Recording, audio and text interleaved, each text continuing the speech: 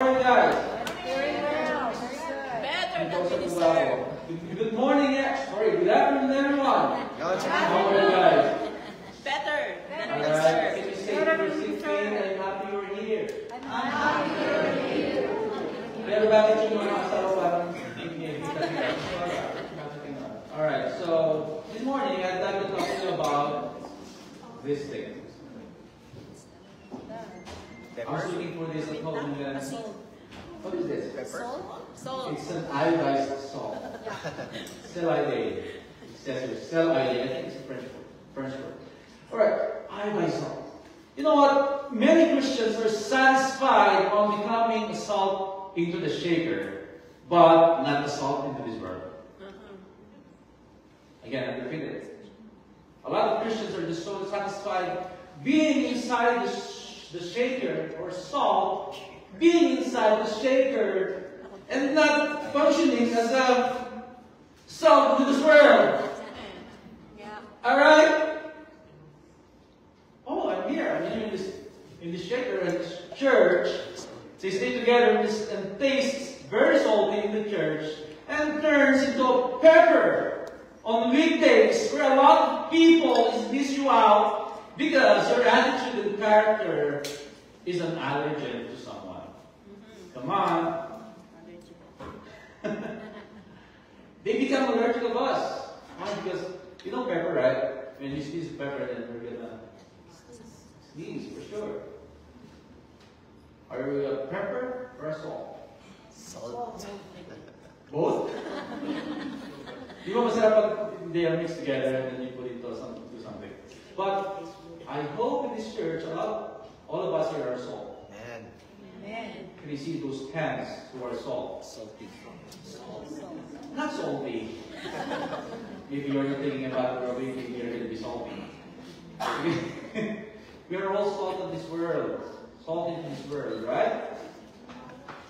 And now, we being a Christian, we need to be a salt and light into this world. Who only know that God created His children to be a showcase of His masterpiece? Man. Showcase masterpiece. If there's a showcase of anything or showroom, God will put you in the middle. Like for example, if you go to a showroom of Toyota, you will see at least Toyota 886 in the centerpiece. Sports car, or it might be the top of the line model of the particular car. It's going to be there. So if you are a salt into this world, if you're a son and daughter of God through Christ, God will showcase you in this world. I believe. God will showcase you as His masterpiece. Kaya kahit ganyan ka, proud sa iyo. Amen. Can you tell your seatmate, kahit ganyan ka, proud sa iyo. Even if you realize that God still is proud of you. Because who the Father sees in you is not yourself, but His precious Son, Jesus, who mediates for those who truly believe in Him. This morning, before I proceed with my preaching, before I go on, let's pray first. So, God will mediate in each and every one of us as we study His Word. Father, we thank you, Lord, for this morning. You are so rich. You are so mighty, Lord God. We're so excited in what are we going to do this morning for us. We're so excited to do your words, Father. And Lord, I, as your servant this morning, as your masterpiece this afternoon, Lord, guide me. Guide my words, Lord God. Whatever it is, Lord God, that's going to go out of my mouth is going to be your words alone. The word that will glorify you and change each heart of my brethren here, including me. Thank you, Father God. You're so great. In Jesus' mighty name we pray. Amen. Amen. Okay. God mediates. Jesus Christ mediates for us. He will mediate for those who truly believe in Him. Can you say genuine? Genuine. Or genuine? Or true? Right? OG. Who likes your faith? No. Who likes faith? Maybe if you wanna just show up like, I have a healthy bag here. Leather bag. It's not a leather healthy bag, for example. I'm not promoting any brand anyway. Lumang bag. Or lumang bag. LV. Right? Who likes fake? No one likes fake. God wants a genuine heart from His people. Alright? God wants, or God is looking for those who genuinely believe in Him. And we are talking about here a true believer. Again, those who truly believe. I always say this. Iba ang na-born again sa nag-born again. In English, there's a huge difference between those who truly believe or those who just go to church to change their belief or sect. Am I making sense here? Amen. Amen. Are you getting my point, mga kapatid? I'd say ito dati. Iba yung na-born again sa nag-born again. Amen. My effort. Alright? Effort siya.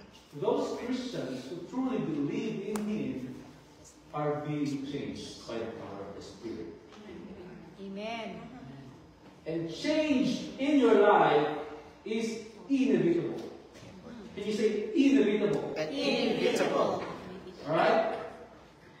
For us to know more about believers' capacity to be a salt into this world that lacks appetite for God, let us know more about God and good works. Alright? God and good works. Alright? God and good works. We can then conclude that the church or ecclesia in Greek word is God's agency here on earth to perform His works. And these works are good works. Alright? Church or ecclesia in Greek word, we are church, ecclesia. We are God's agency here on earth to perform His works. Amen. We are not just here to just get together, enjoy the friendship, enjoy pastor's company or whoever company is. We are not just here to eat every Sunday with 5 menu, with 3 desserts, and free coffee and everything, just to enjoy the church. Amen. It's not just like that. We are called by the Lord here on earth as ecclesia, as church, because we are His agency to perform His works, Amen. His ministry on earth. Amen. And not just inside His shaker, but again, outside the church. Pakiwalis na mamaya. Are you getting the point? Amen. Amen. Some might raise their eyebrows when they hear good works because we now live by grace through faith, but let us see what significant role it has for Christians like you and me when it comes to good works. Let's talk first about God. God, alright? The Bible is the revelation of who God is. In the way He thinks, the way He feels, because God has emotion. That's why He loves us. Sometimes He gets jealous if you love God more than anyone else. Sometimes He gets angry, but not sick. It became sad at times when you prioritize others above Him. Alright? The Bible is the revelation of the way He feels, the way He acts according to His power. And the Old Testament reveals the names that corresponds to God. Take note that in the Old Testament times, a name was not only identification, but an identity as well. It's not just an identification, I repeat, it's also an identity. Amen. Alright? That's why when we give name to our kids, Yuan, Yunoni, Easy, all white, and Zildjian, Zedric, and Zeta. Peter refers the names, especially the biblical explanation of what their names really, the definition of what their names are. That's important. If you're going to name your son Judas,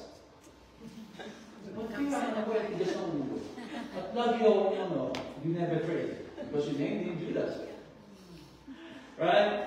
So here in the Bible, name is a significant word that signifies identification and identity as well. When Abraham was changed to name Abraham and Sarai to Sarah, that means the fulfillment of God's promises. That's why again in the Old Testament there's a lot of names mentioned that explains who God is. Looking at the names of God in the Old Testament, the first one is El Shaddai. El Shaddai means Lord God Almighty. El Elyon, the Most High God. I'll just mention all of it and then just put it inside your heart that this is the God I'm serving. Right? Adonai, Lord or Master. Sometimes just want Him to be our Savior, but not our Master. So God is our God Adonai. Yahweh, Lord Jehovah. Jehovah Nisi, the Lord my banner. Amen. Means we're victorious. Amen. Who are victorious here? Can you see those hands? Amen. Wave your flags. Come on. Jehovah Ra, the Lord my shepherd. Jehovah Rapha, the Lord that heals. Jehovah Shammah, the Lord is there. Jehovah Tzidkenu, the Lord our righteousness. Wow. Jehovah Mekudishkem, the Lord who sanctifies you. El Olam, the everlasting God. Jehovah Elohim, God. Jehovah Kana, jealous God. Jehovah Jireh, the Lord who provides. Jehovah Shalom, the Lord is peace. Jehovah Sabaoth, the Lord of hosts. Hallelujah. There's a lot of names identifying who He is. If it identifies Him as those characters, He will not identify Him with those names. He cannot do it. I'm sure. That signifies also His promises. Can you hear an amen? Amen. Amen. Amen. Are you convinced or not? Are you convinced? Amen. Alright? That's who our God is. With all these attributes, God set the standards for us to be able to please Him and find favor in His sight, which includes loving God and our neighbors. In Deuteronomy chapter 6, verse 5, it says, "You shall love the Lord your God with all your heart. You shall love the Lord your God, and you shall love your neighbor as yourself." So this is the standard of the Lord. We need to love God and love our neighbor. In Joshua chapter 1, verse 8, the Lord says, "Keep this book of the law always." Can you say always? Always. Is it always? "On your lips, meditate on it day and night, so that you may be careful to do everything written in it. Then you will be prosperous and successful." Sometimes we are putting the prosperity in our own hands. To keep this book of the law always on your lips is sometimes just on Sundays. And for us to be prosperous, sometimes we think of, I have to wait for the stocks to tank up and sell and buy and sell again so that I can earn more. Or I need to work more even on Sundays, even on church hours. No time for prayer, no time for reading the Bible. Alright? We are putting the prosperity in our hands. Which in reality, it's not going to be possible. Why? Because the prosperity here that we're talking about is not limited to finances. Amen. Spiritual. It's not limited to finances again. The prosperity here that we're talking about is our heart that longs for the Lord and have Him as our greatest satisfaction and pleasure. Amen. With that being said, again, I shouldn't have preached about it because at the line we already talked about a lot of things about giving. Yeah, God is our treasure and our everything and our pleasure. Giving tithes is just a piece of cake. It's not. Just 10%. I can even give 15%. In the New Testament, even the apostles, they are giving the whole thing in the church. They're selling everything. If you totally experience and understand the grace that is received by us through Jesus, I think that person is not going to be a big deal. Right? Amen. Keep this book of the law always on your lips. In Exodus chapter 20, verses 2 to 17, it's also mentioned the 10 commandments. But due to our human sinful nature, we were not able to fulfill that very high standard.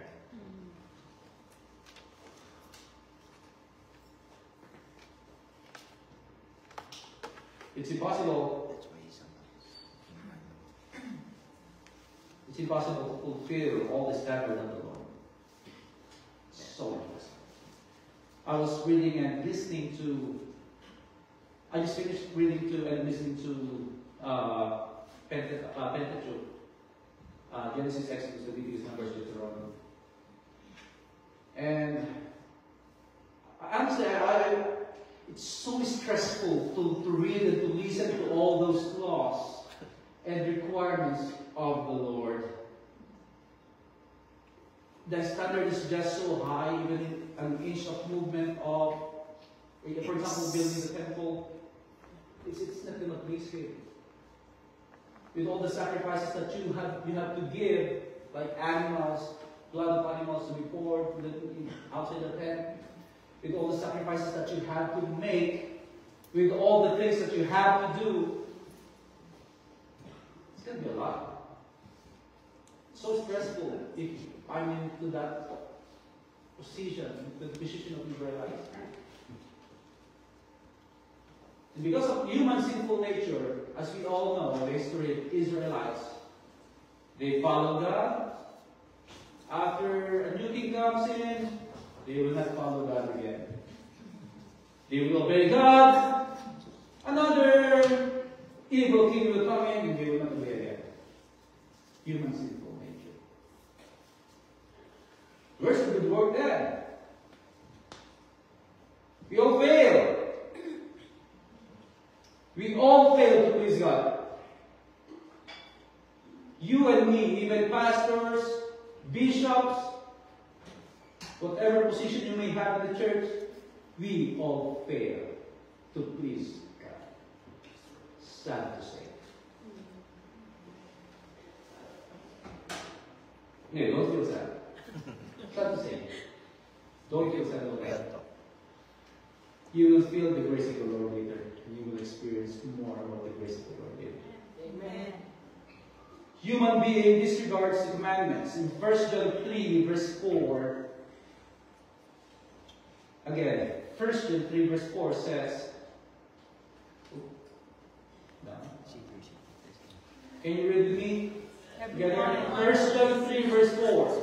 Everyone who commits sin practices lawlessness, and sin is lawlessness.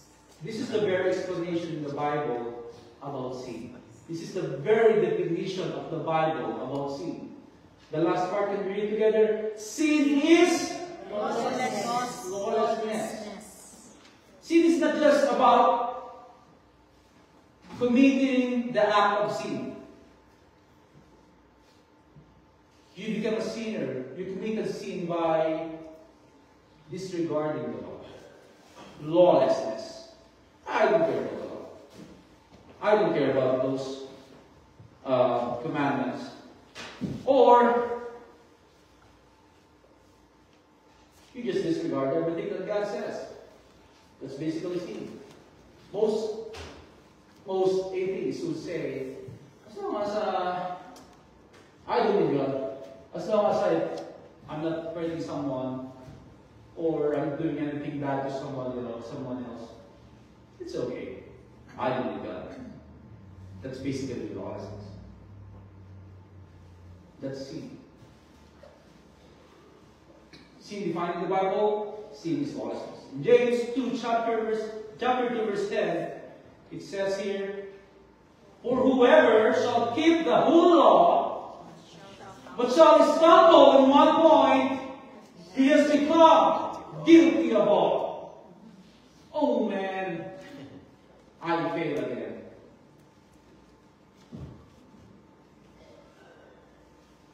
Sad to say, we all fail. Right? Are you still there, guys? Amen.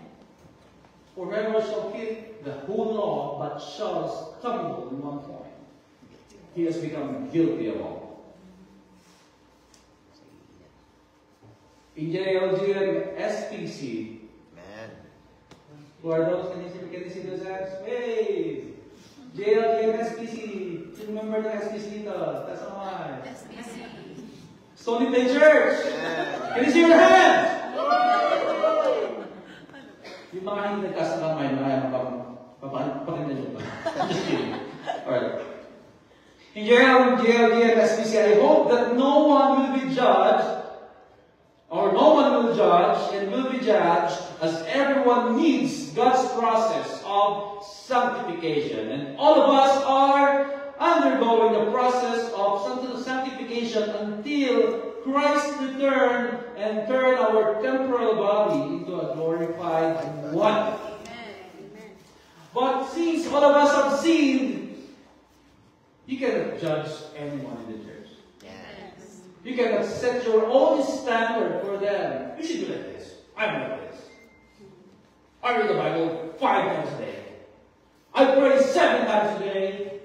You should do like me. No. You don't have the right to judge the right. You don't have the right to judge anyone.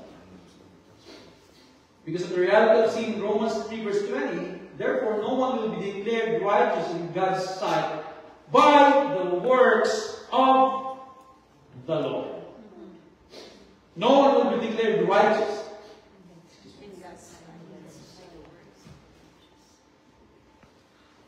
Even if you follow the entire law and stumble to one, you will not be considered righteous, right?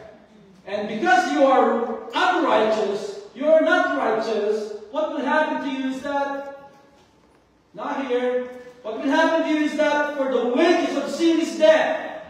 Romans 3:23. Romans 3:23 verse 8. Romans 3:23. Because you committed one sin for the rest of your life,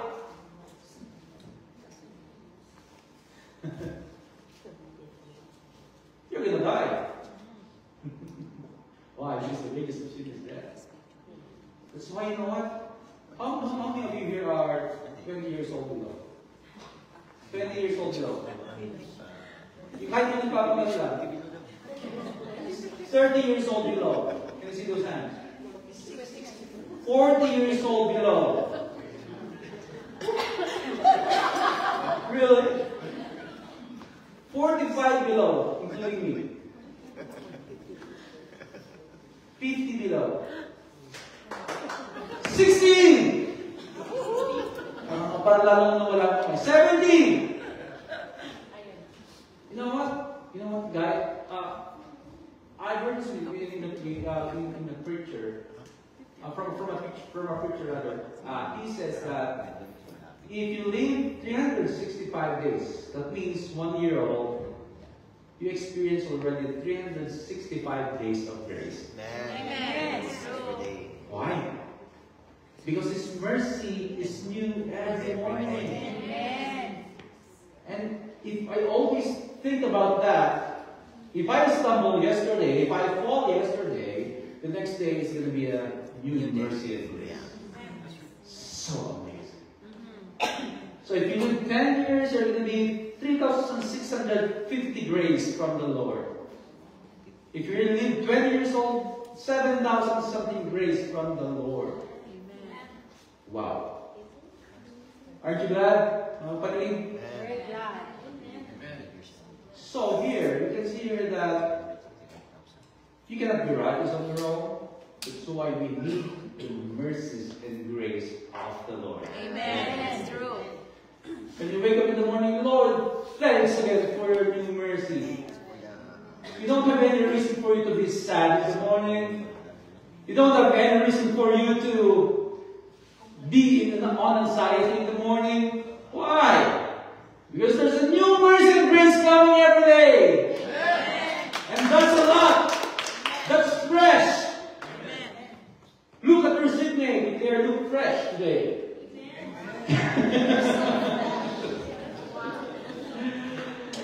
Oh yeah. That's why in the Old Testament they have a practice of sin offering or fault offering made from the Mosaic law.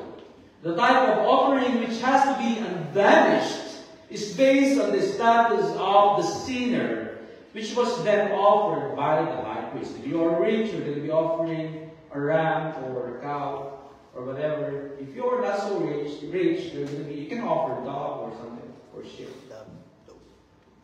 Alright? Now, Old Testament is a foreshadow. Can you say foreshadow? Foreshadow of the New Testament. God knows people, again, God knows. God is an all-knowing God, and God knows people are limited. That is why He gave His only begotten Son to be the sacrificial lamb. In 1 Peter 1 verse 19 it says, it's not there. It says, but with the precious blood of Christ, like that of a lamb without blemish or spot. Without spot. Without blemish. A testament or a contract should be binded by both parties. Usually both parties should benefit.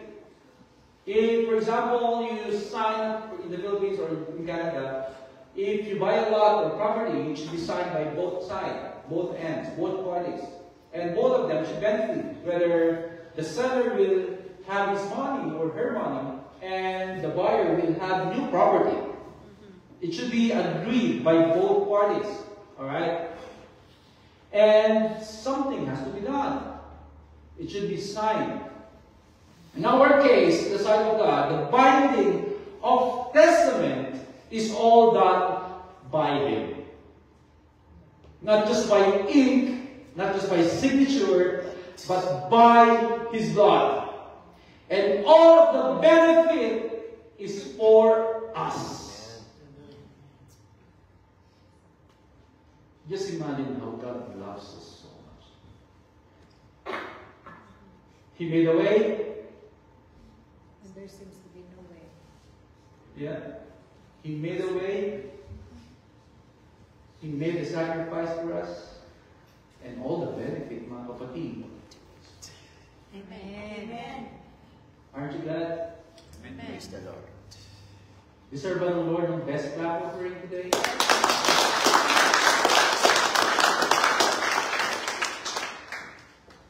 Hallelujah. All the benefits is for us, and all He wants for us is to treasure that testament. From New Testament, Old Testament rather, to New Testament. Old Testament is not. New Testament, there's a new covenant that is sealed by the blood of the Lamb. And all He wants from us, from you and from me, is a heart that longs to glorify Him. That's all He wants, kapatid. And why should we talk about the heart? Why should we talk about the heart? Anyone can be expert about his craft. Even, for example, if I've been a musician for 25 years almost. 23 years. I've been doing music in the church, and then some recordings I will be promotion. I will be posting my song. It's a song composed by us in Qatar. I will post it this month. So I can play music without a heart. And without the heart, it's nothing. Should I do this or not? Okay, let me give you an example. Okay, it's okay.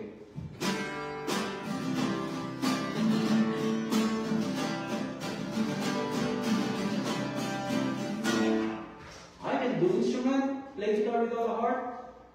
J, same chords, G, C, D, the most basic chord I say. They say that it's the holiest chord because it's always used in the in Christian songs. But I can play with the heart.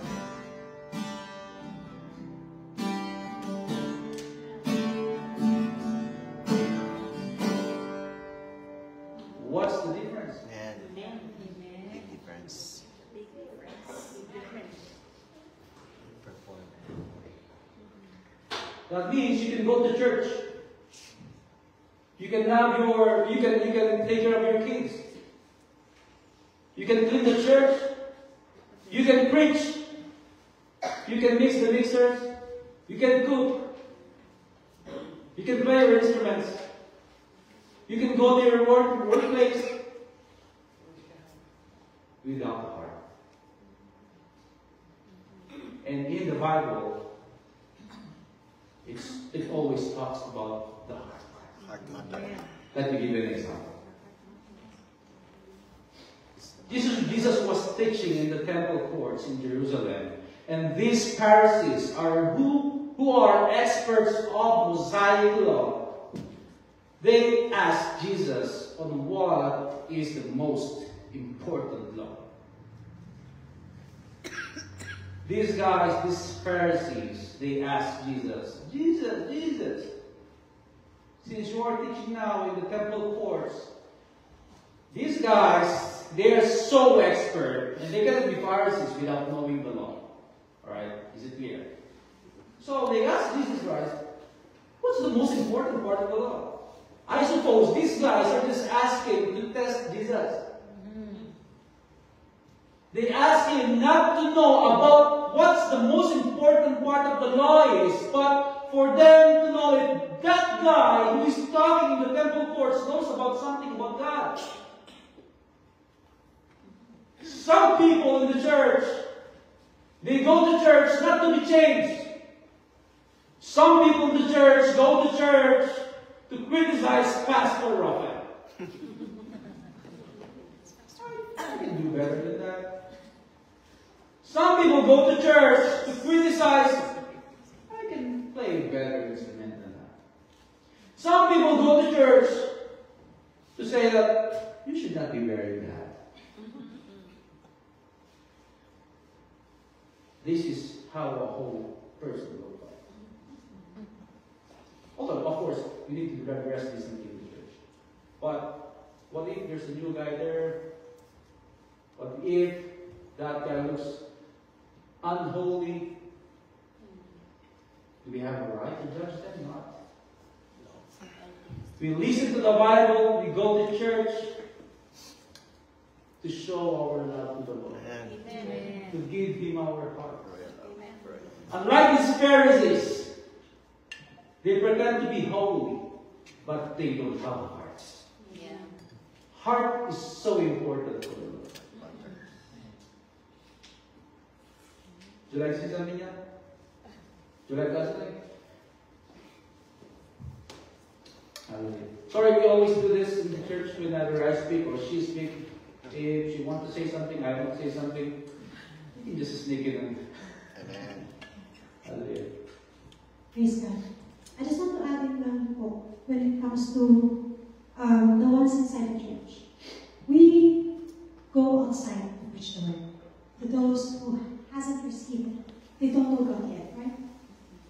Everyone inside the church, be it, they may be here for a couple of years, they may be new, they may be here for 10 years, 20 years, I don't know. But if we judge them, what becomes of you? Example, somebody keeps coming to church, and they know that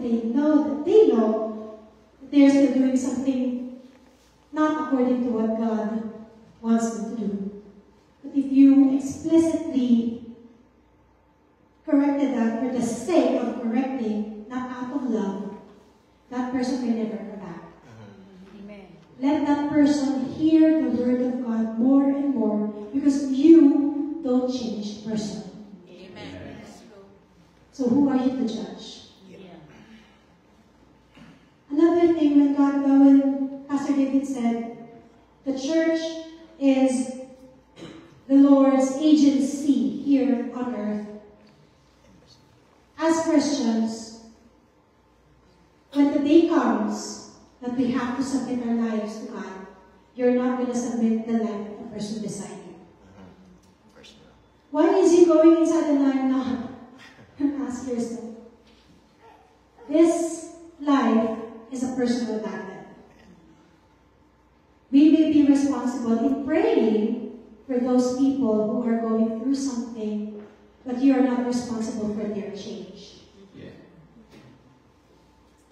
And lastly, when we are studying the Word, as we go deeper, it's a personal relationship. And as we go deeper, never forget that when you're asking God, we always quote the Word of God, right? Lord, you promised, you provide. Why are you not providing this? I want more, I want more, I want more. We quote the Word, it's good.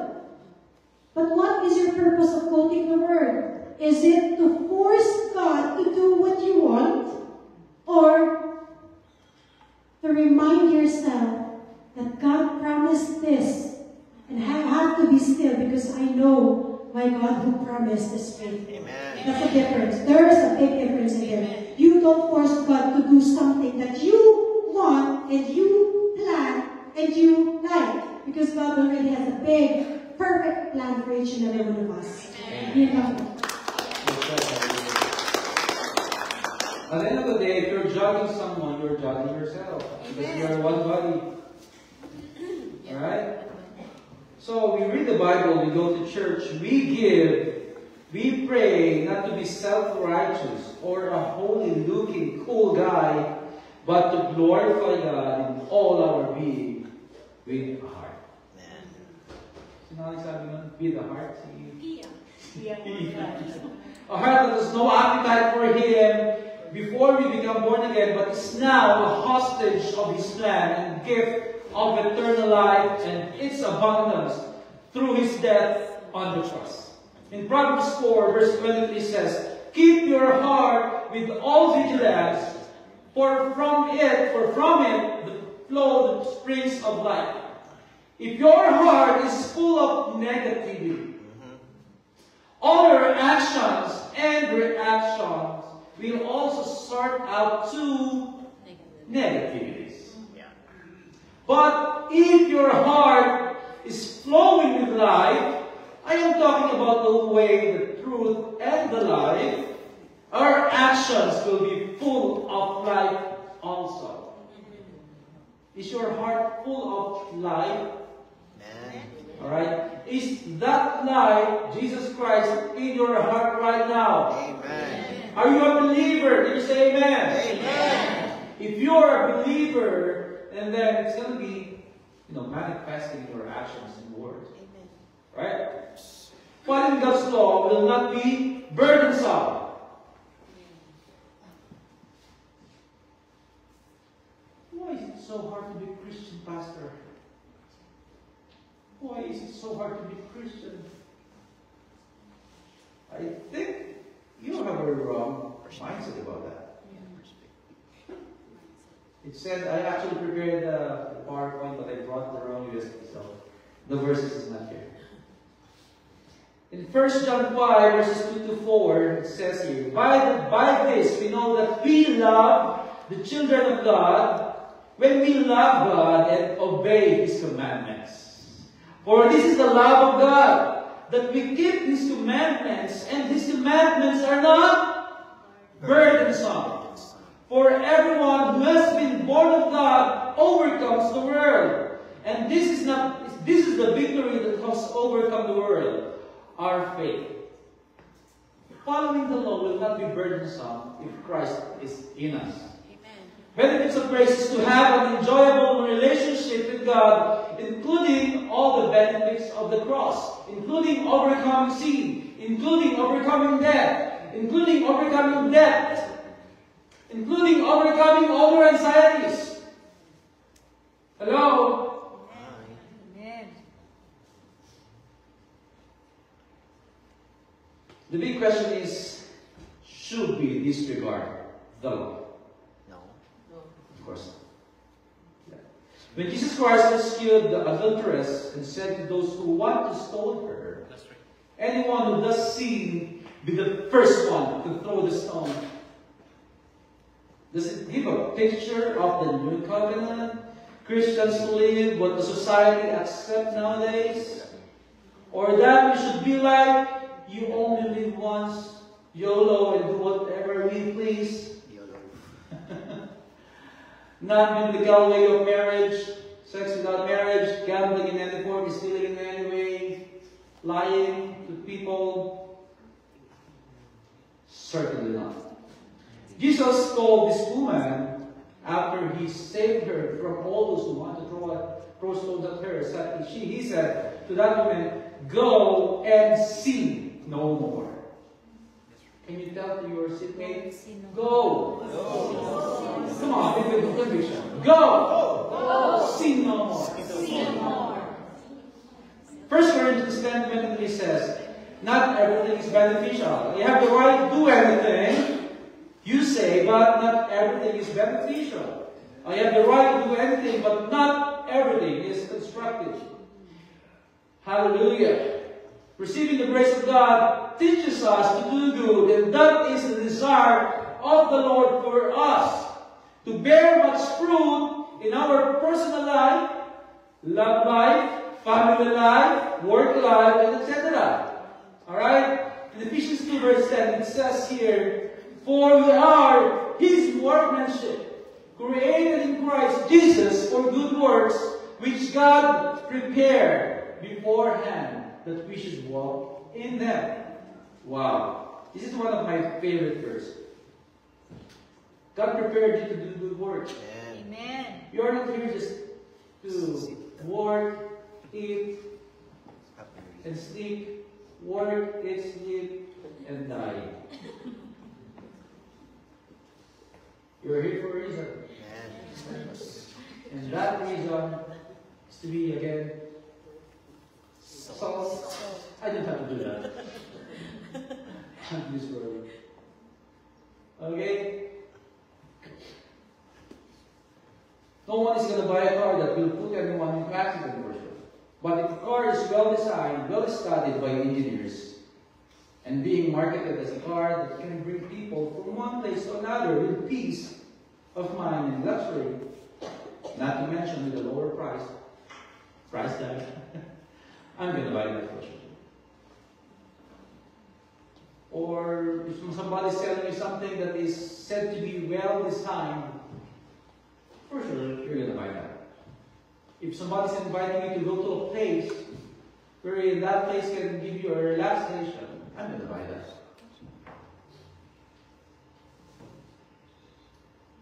And people outside this church is going to buy you. Not by you. I'm saying, going to have your company. If they can feel in your life that you are walking into the good works that God has decided beforehand. We are all believers here. And we are all prepared for good works. We are created for good works, not for a purpose of glorifying God. Book of James chapter 2 says, it talks about faith and work. Every work we have done on earth shall be subjected to judgment, whether good or evil. In Ecclesiastes chapter 12 verse 14, for God will bring every work into judgment, including every secret thing, whether it is good or whether it is evil. And dead works will be vanished, and good works will remain. Can you say dead works? Dead works. Versus good works. James chapter 2, 26b says, faith without work is dead. Faith without work is dead. What are evil works? Let's see, what are evil works? In Romans chapter 14, verse 23, it says here, but whoever has doubts is condemned if they eat. Because their eating is not from faith. What are you talking about? And everything that does not come from faith. Come on, this is a simple thing, man. We're just talking about eating here. And then we're talking about faith is a sin. That's right. Anything you do on earth. God is giving us a simple example for us to realize that even the most complex things must be done through Him, for Him, and by Him. Amen.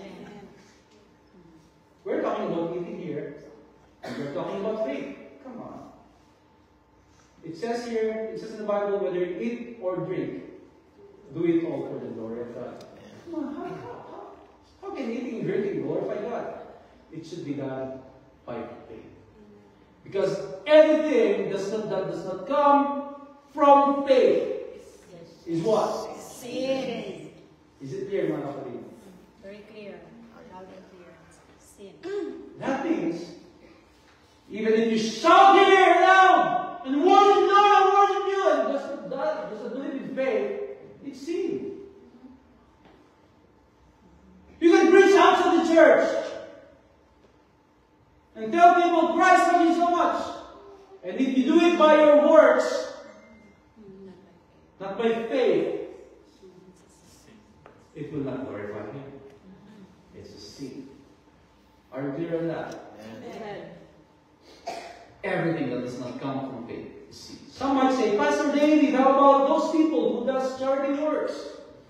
Everyone can give, just like, for example, a lot of Hollywood actors, they are donating their money to charities. They are even adopting a lot of kids. I'm not saying anyone from Hollywood like Brad Pitt. Yeah, they adopted people, but I'm not sure. I'm not judging them, but I'm not sure if they did it by faith. Anyone can do a lot of charitable works, especially if you have a lot of resources. You can easily give $100 to the Philippines, and it's going to cost around 4,000 pesos, and then it's going to be a week of expenses for a simple family in the Philippines. $100, what for you? Basic. Nothing. Diba? But if you do a $5 with faith given to someone who is in Him, that glorifies Him, and that's not going to vanish in the judgment day. And He will be rewarded for that. Amen. Again, you can be all knowledgeable. You can be all skillful. But without a heart that has faith in the Lord, that's nothing. Para ba lang isang batingaw ng mga niya mo?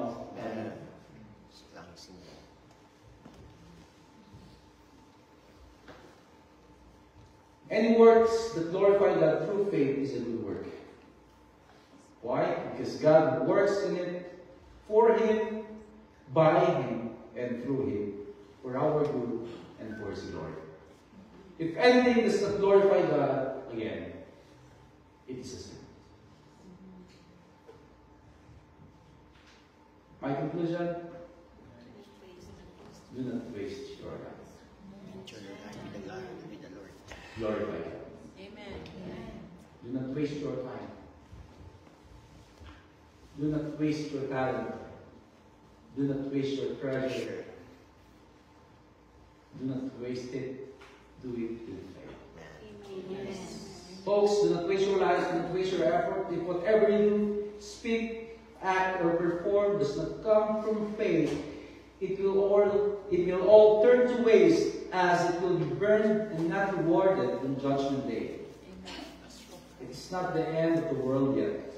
Entrust our capacity to do good works to the Holy Spirit, And surely you will bear much fruit that will be beneficial not only to the salt shaker, not only to the church, but to those people losing appetite for the Lord and it's the world. Be a benefit unto the world. And as you become a benefit unto the world, not just to the church, do it with faith inside your heart. And it's gonna overflow. Amen. You're gonna overflow with good works. You're gonna overflow with good works. Can we all stand? It's okay, I won't nothing for the worship team. Let's just sing this simple song. The simpler the better. Hallelujah. Hallelujah. Let's sing this chorus. Lord, I give you my heart. I give you my soul. My church. I live for you alone. Every breath that I take, the moment I'm away. Lord, have your ways in me. Lord, I give you my heart. I give you my soul. Lord, I live for you alone. Every breath that I take, every moment I'm away. Lord, have your ways in me. Again, Lord, it's not the end yet. If you are that person who realized that you messed up, you slipped, you did a lot of mistakes from the past. Come on, it's not the end yet. Lifetime is a lot longer than the life of earth, of course. You still have time today. If you want to submit your life, your heart, and say, sorry, Lord, I messed up. This is the perfect time to believe. To recommit yourselves or commit yourself for the first time to the Lord. Lord, I don't want to waste my life. Lord, I don't want to waste my life. And I give it unto you, Lord God. Let's worship the Lord. Lord, I give you my heart. We can raise our hands to the Lord. Submit ourselves unto Him. I live for you alone. Every breath that I take, every moment I'm away. Lord, have your way. Lord, have your way. Lord, I give you my heart. Lord, I give you my heart. I give you my soul. I live for you alone. I live for you alone. Every breath that I take, just keep every moment I'm away. Lord, have your way in me. Thank you, Jesus. Thank you, Holy Spirit. Thank you for your words that change our heart. We commit ourselves unto you, Lord God. Guide our hearts every day, so that following you, Lord, will be an enjoyable thing for you. Thank you, Jesus. We love you, glorify your name. We give you glory and honor. Praise us in your name alone. In Jesus' mighty name we pray. Amen.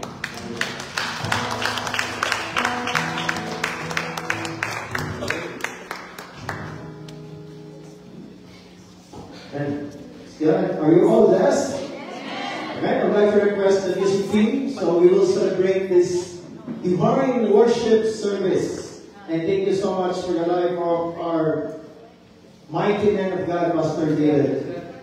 Amen. Praise the Lord. So can we rise up in our feet?